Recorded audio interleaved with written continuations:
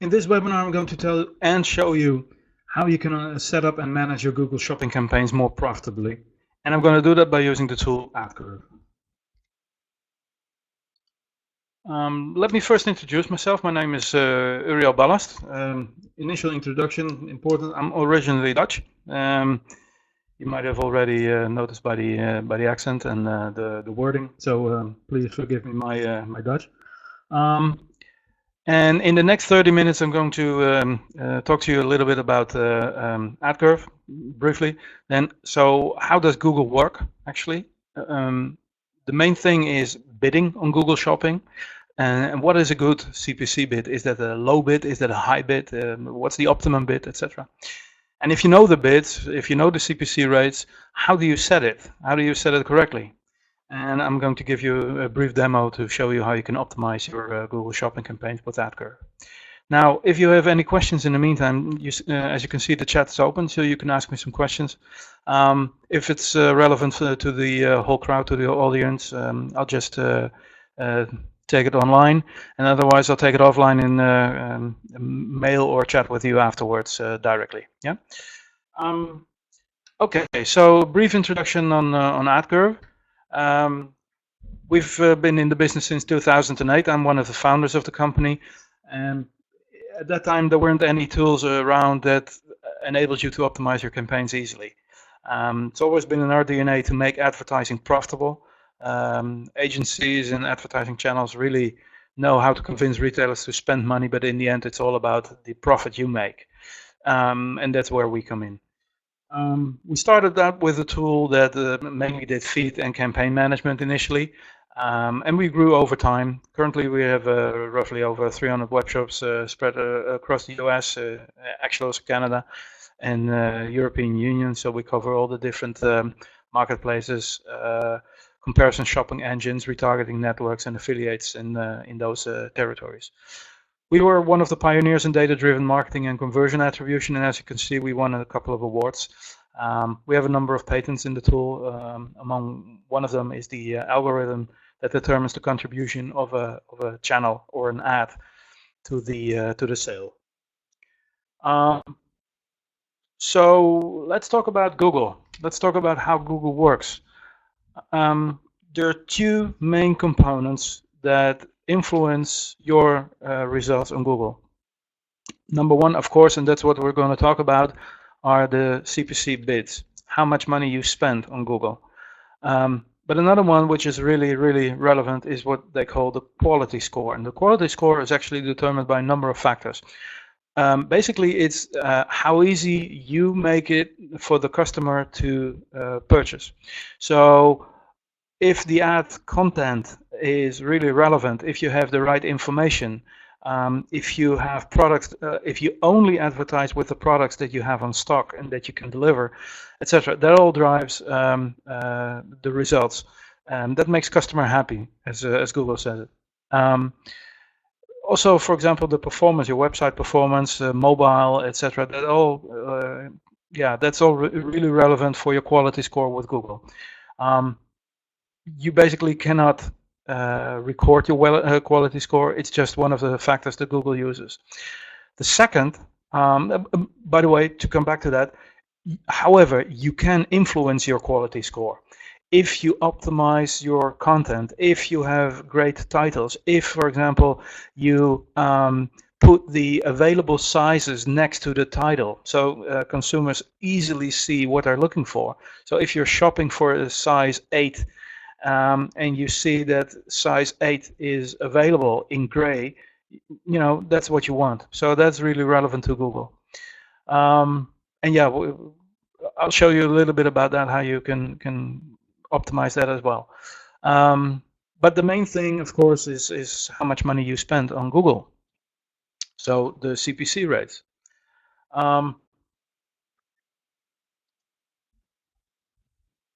Another key component is attribution. Originally, people looked at the last cookie or the last click. If you were to look in your Google Analytics and you were to look for the transactions, those are all from the last visit. So Google actually attributes the order to the last visit. which basically means that you're ignoring the contribution of all the other ads you've been using. And we know, and that's what I'm showing you next, is that there's a typical customer journey. And in a customer journey, you will probably have at least 4 to 6 different channels or touch points or assists, whatever you call it. We call them assists.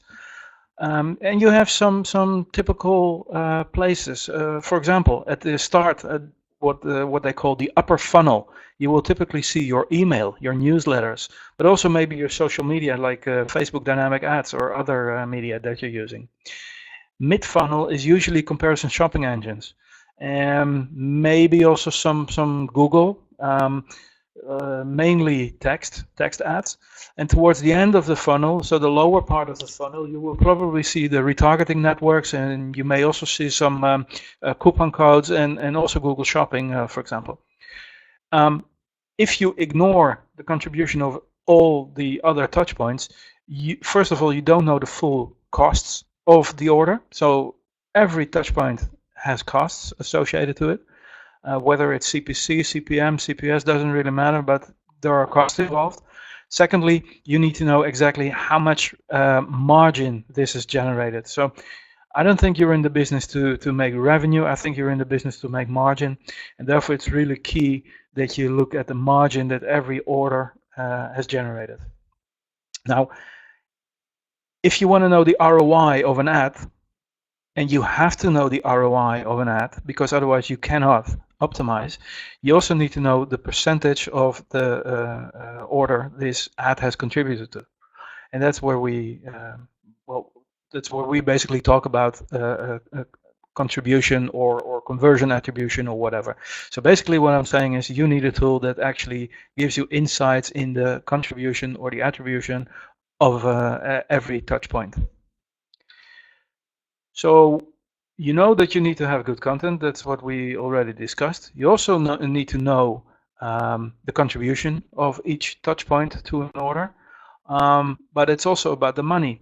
How much money can you spend or should you spend? Because if we're talking about a good CPC bid, and this is one of the funny things that well, in many discussions, I found that people are talking about the lowest CPC rate possible, or how can I reduce my CPC rate? Well, in this case, I'm going to show you that that's not always the right thing to do. Look at this paragraph, this parable. That's actually about the minimum bid. So any CPC bid less than the minimum bid means that you won't show. Your ads won't show, you won't sell. You also will not lose any money, but you won't sell anything. So you're also not making any profit. If you increase your CPC, you will slightly see some increase in your sales, and at some moment in time, you'll also start making some money. And ultimately, you know, the cost will be higher than the margin you're generating. So that means that you're losing money again. So the first part is the minimum bid. You need to spend more than the minimum bid, because otherwise, your ad won't show. The maximum bid is exactly the point where you kind of will start losing money.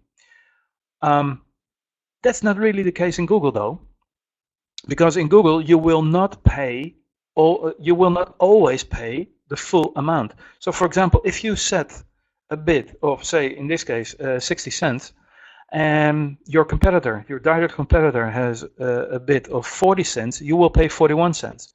That's the Google way of doing it. It's the number 2 plus 1 cent. So basically what I'm saying is, please offer the maximum CPC, because in 99% of the cases you will not pay the max CPC. So that means that you will make money and you optimize your sales. This is key. But then you have to know how to set it, or what can you afford. So for example, if you have multiple products, it doesn't make sense to set it per individual product. Google also needs some volume in order to optimize the campaigns. Google has a great bidding mechanism, though. So the only thing is that Google doesn't know your margin, and they don't know the ROI. So you need to feed Google with the proper information, and that's what we're doing. We're just saying, look, you know, this is the amount of money we earned on margin, This is how much we can afford, because you need to be profitable, you need to have a positive ROI, and therefore we provide Google with that information. Google can then use their bidding mechanism to optimize your ads performance. That is the key. So what is the good CPC bid? Well, the good CPC bid is where you set the maximum CPC bid, and where based on the performance of the number 2, you will have the optimum bid. So some cases you may make a small amount of money, in other cases you will make a lot more money, but it's important to monitor those bids and to also manage them. You can, based on the time and based on performance, you can either have a higher bid, or if performance doesn't really work, you can lower the CPC bid. So it's a dynamic way of working. Okay. Key, you can all do this manually in Google. You need 2 places to do it. The first place is Google AdWords, and the second one is the Google Merchant Center. In the Google Merchant Center, you upload your feed or your API with all your products, all your product advertisements. In Google AdWords, you set the campaigns, you set the CPC bids. And in this case, what we advise or offer our clients is set it in bidding groups. It's typically custom label 4, and I don't know if you're familiar with that terminology. If you want to know a little bit more about it, we got some theory on it. I can send you a link to an article that describes how you can set up your campaigns in Google AdWords. So for the sake of time, I'm not going to go deep into it, but it is custom label 4. And what you basically do is that you map bidding groups to your products. So you can set, for example, as we did here, a group A, B, C, D, etc. You get a maximum of 10, by the way. We always advise our clients to take a low performance group, for example, a 1 cent group. So even if you're losing money on this product, put it in a 1 cent category. If you have an order, if you have a sale, that's great, but you won't lose a lot of money out of it. But it's more about the important other groups. So for example, you can set, I don't know, a 10 cent group, a 20 cent group, etc. You can structure the groups any way you want. For example, you could say, I structure them by brand, or you structure them by category, or as a lot of our clients do, is they have 2 or 3 as they call them, key groups. So those are the individual products that really require attention. For example, products that are really profitable, products that are being pushed by the vendor, products that you are definitely making a lot of money on, etc. So those are individual products that generate enough volume to put in this group. And so, for example, the other groups like CD, etc. You may say, okay, I'll put all of them based on the performance into Group C. In this case, Group C is 30 cents and Group D is 40 cents, etc. So I will show you a little bit about it later on. Key is that this is, again, is dynamic. So you can you can increase or decrease the CPC bid by moving the custom label. Yeah. Again, there are several bidding strategies. Google describes them pretty well. If you'd like to know some information about it, how you can set it up or how you can use it, again, let me know and I'll forward you the link to the article. Briefly touch on a customer case that we had a while ago. Last autumn, this customer, which is, as we call them in the fashion and apparel industry, they actually sell jewelry and watches. Their main channels are Google Shopping and Amazon. They are using some other channels, like, for example, Pinterest and Instagram, etc. So all in the fashion industry, but basically these are the 2 main channels. So at the start, they were already using Google Shopping, but they put all the products in generic campaigns, meaning that the average CPC was 28 cents. And then they decided actually to start using the bidding groups. They are the example of the 2 bidding groups that have the key groups. So watch after the brands that are really, or the products that are really performing well, or the brands that you would like to push, and put the rest in so-called generic groups and have a low performance group. And what you saw actually after a period of 3 months, that the average CPC had dropped to 20 cents. So on average they had a 29% lower bids, but they had the same sales, so they made the same amount of money, and that was really a very, very profitable case. It's easy to do. You just need to come up with the structure a little bit upfront, and then you can manage it all yourself. Now, before we jump into the demo part, I'd like to ask you a few questions.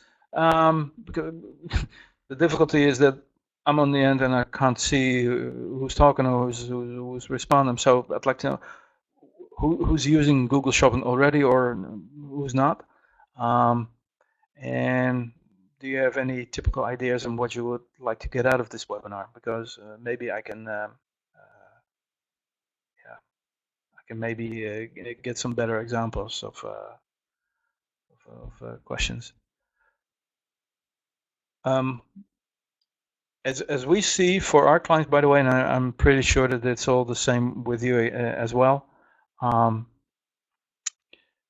Actually, in I think 2 years' time, Google has really started dominating the landscape. They've taken over from all the different comparison shopping engines. First of all, with their PLAs, and now with Google Shopping, they actually dominate the CPC space. What we also see is actually that Facebook dynamic ads are kicking in really well. So that's the next one. Okay. Thanks for the votes. Let's go into the demo part. As I said, in order to determine the ROI of an ad, you really need to know the cost. So in this case, I'm just showing you an overview of what we call the App Store. The App Store contains all the different advertising, or many of the different advertising channels you might want to use. You are probably using them already, or you may consider them. So in this case, as you can see, you have Google Shopping as one of them. We have Bing Shopping, and also all sorts of different affiliates, etc. So what you do is you set up the connection. In this case, I've selected Google, and this is just to demonstrate what you could do. You could connect with your Google account, and what it's actually doing, and that's why I think it's important, you are making a connection that is importing the costs on a daily basis. So on a daily basis, all the advertising costs are imported. That means that you know on a daily basis the ROI, the costs, the profit, etc.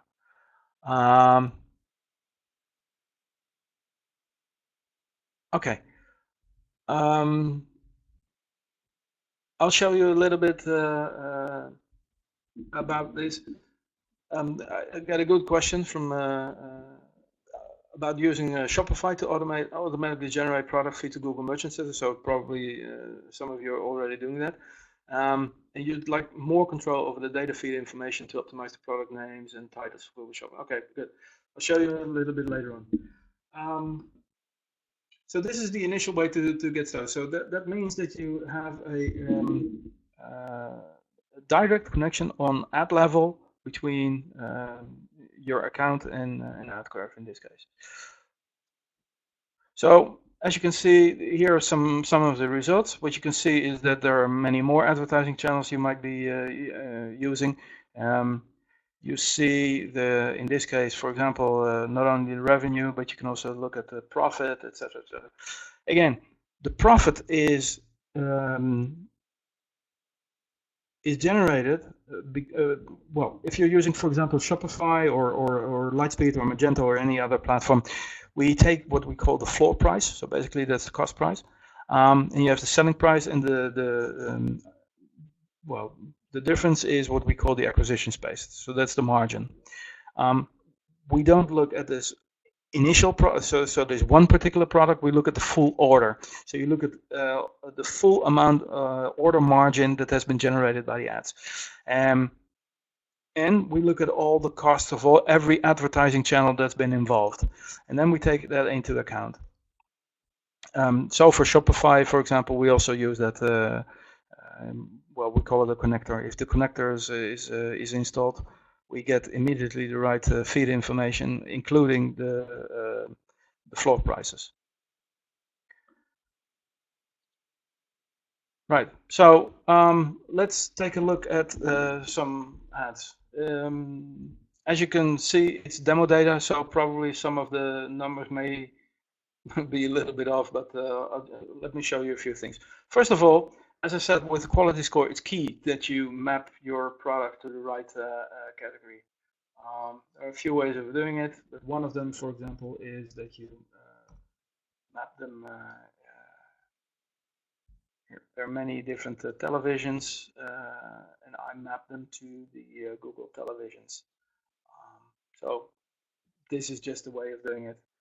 So also for future purposes, all the new products that are in this category will be mapped to the categories televisions in Google Shopping. So now your product is mapped correctly. This is really key. I don't know if you are, or because it's not necessary or obligatory to have the mapping, but I strongly encourage you to do it. First of all, well, the main thing is if people look for products in a certain category and your product doesn't meet the search terms, you won't be shown. But if you have mapped your product to that category, also your product will pop up. So even if the search term doesn't match your product title, your product will still show up, and that's really a key thing. So mapping, product mapping as we call it, is key. You can also even do it at a very, very low level, because I now did it at the highest level like television, but you can also do it at a sub level. So for example, a brand at a subcategory level, etc. Again, not necessary, not obligatory for every category, but I strongly encourage you to do it. So this is the category part. Second, also important for Google is that, well, in some cases there are other custom labels that you might want to map to your products. In this case, for example, I've taken a look at the category overview. Here you can see the perfume. I've got women's fragrances. And what you can do is you can select the products, and Google has a number of custom labels, but the main one, let me see, it's not showing the products right now. Huh.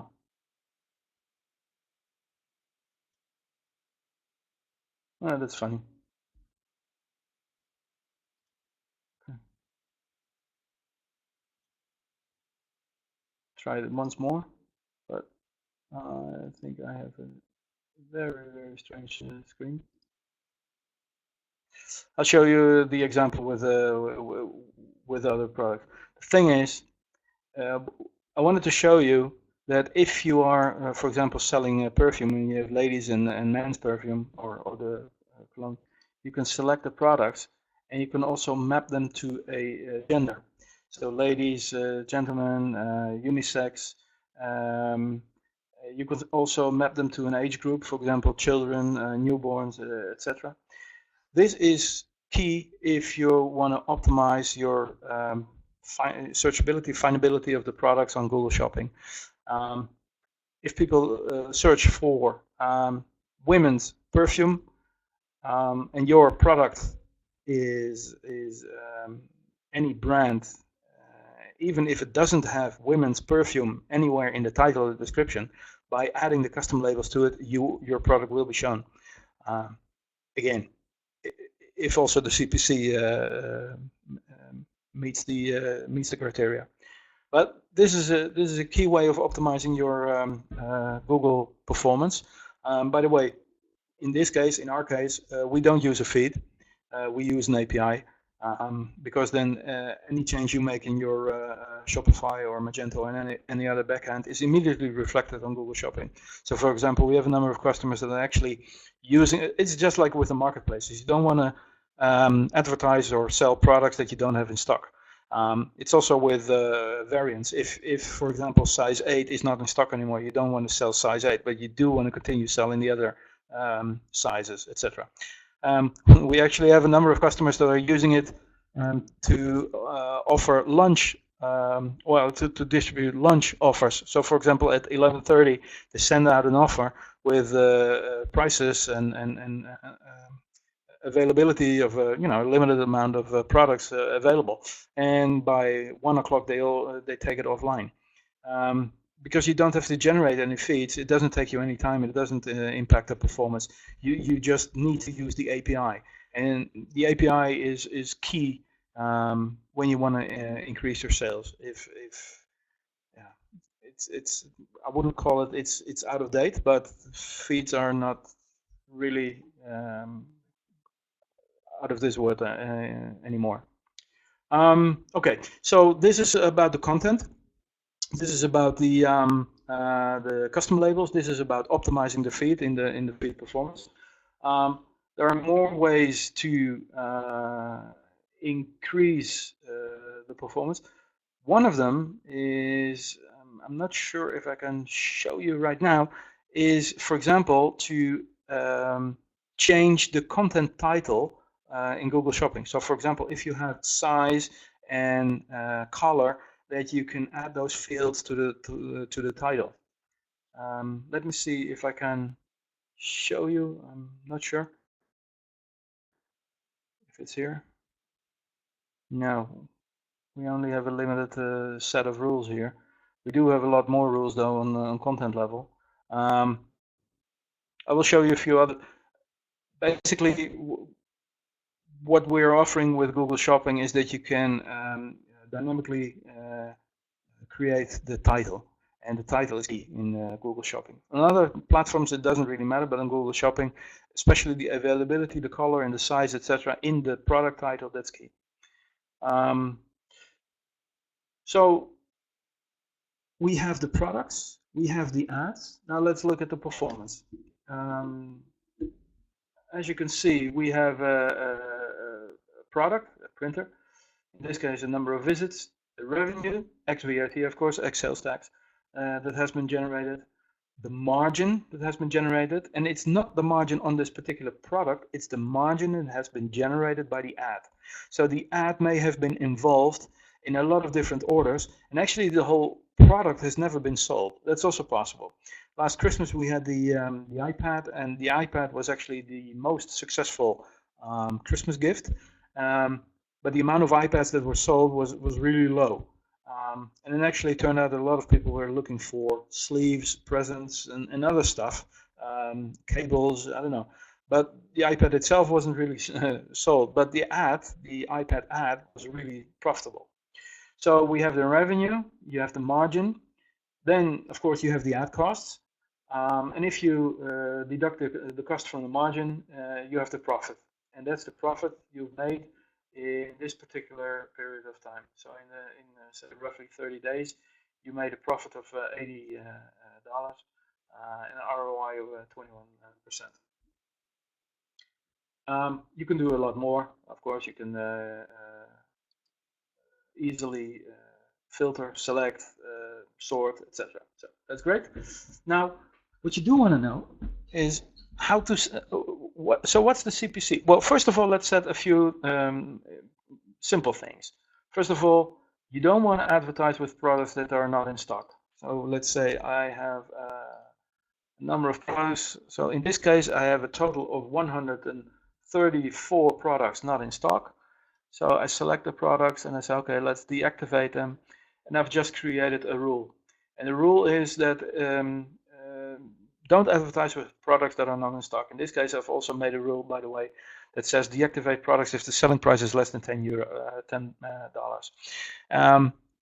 May not be your business. We also have some clients that say, if the selling price is higher than $200, don't sell, don't advertise with it, etc., etc. So that's a simple thing. So we're not advertising anymore with products that are not in stock. On the other hand, if the product does come in stock again, you do want to advertise with it. So that's the beauty of a rule. You don't need to do anything manually. It's automatically added to the API again. So that is, well, that's basically the basics. There are many more rules that you can set up. But let's look at the performance right now. Let's, for example, look at the eCPC. Let's find the eCPC. Yep.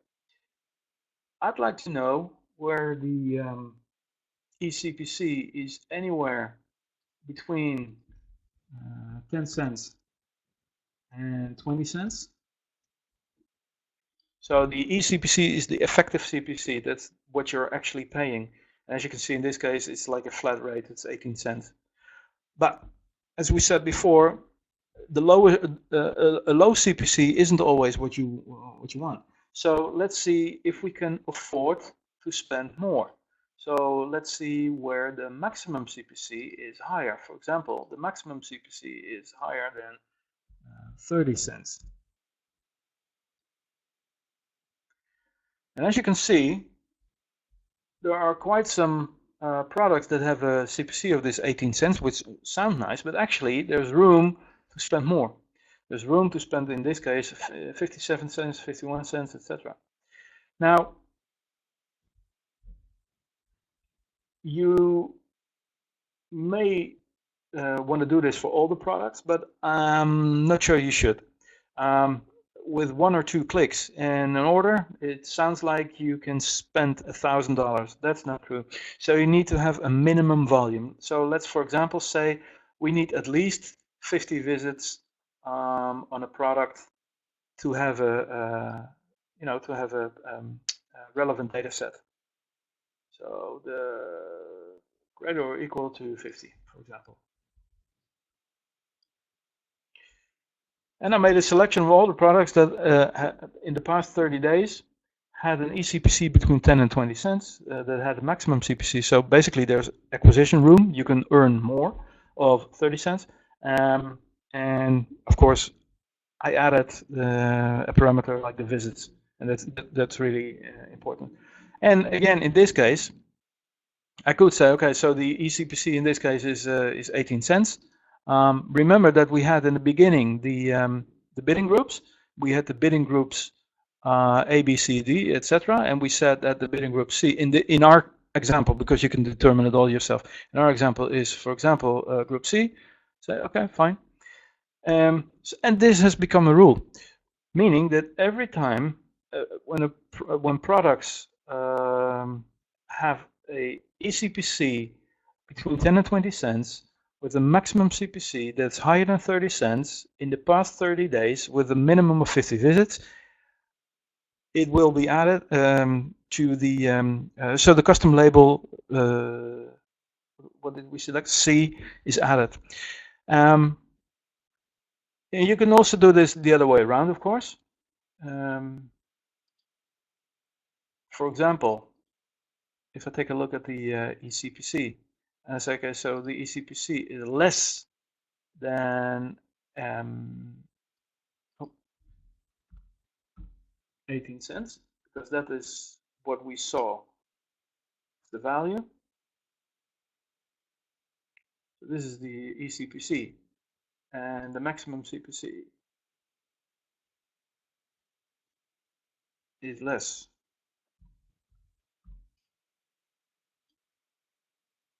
Okay, here are some products that actually do not allow you to spend 18 cents. So what you might want to do in this case, again, select them, map them, and map them to a product group that has a lower CPC rate. In this case, it was group B that had a 20 cents eCPC.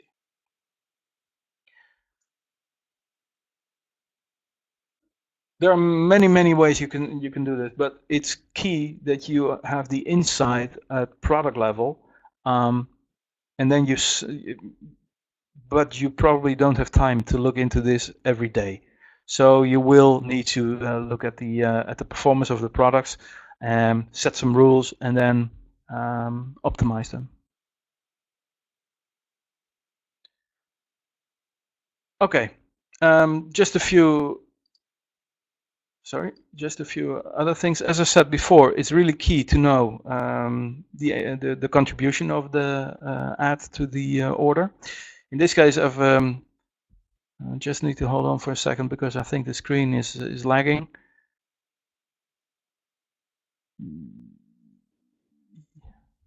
Hold on. Huh.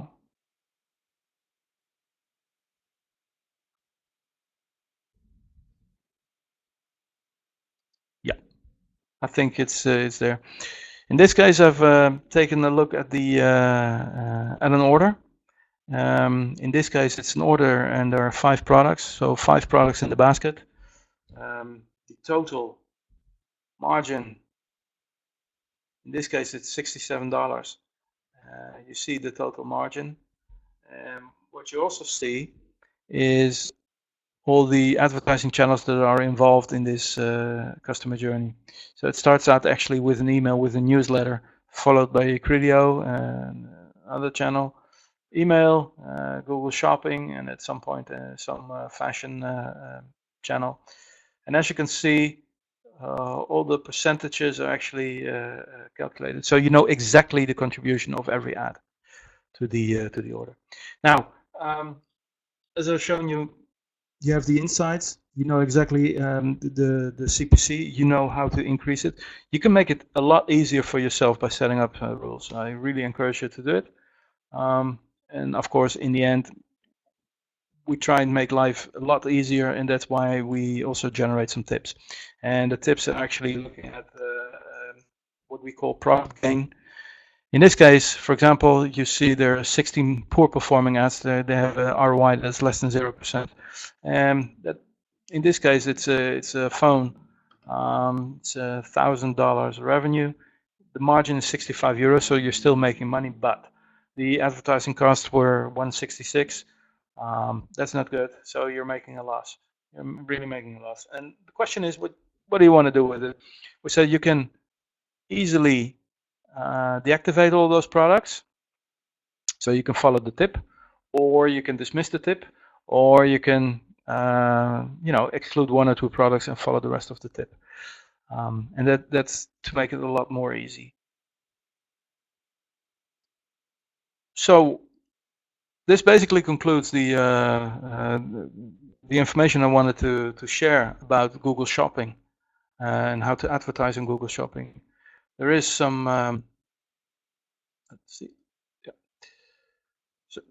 So the conclusion actually is Google Shopping is essential in the online marketing mix. It's also really important that you map your bidding groups to the products based on the maximum CPC. The maximum CPC depends on the margin. That's key. So you need to know the margin of every single order. And of course, you can use some tooling like AdCurve to quickly and easily map your bidding groups to your products. So I think this concludes the webinar. I'll be sending you the link to the recording so you can look at it again, and I hope you can start selling profitably on Google Shopping in the short time. If there are not any more questions or remarks, then well, have a good day, and I hope to speak to you soon.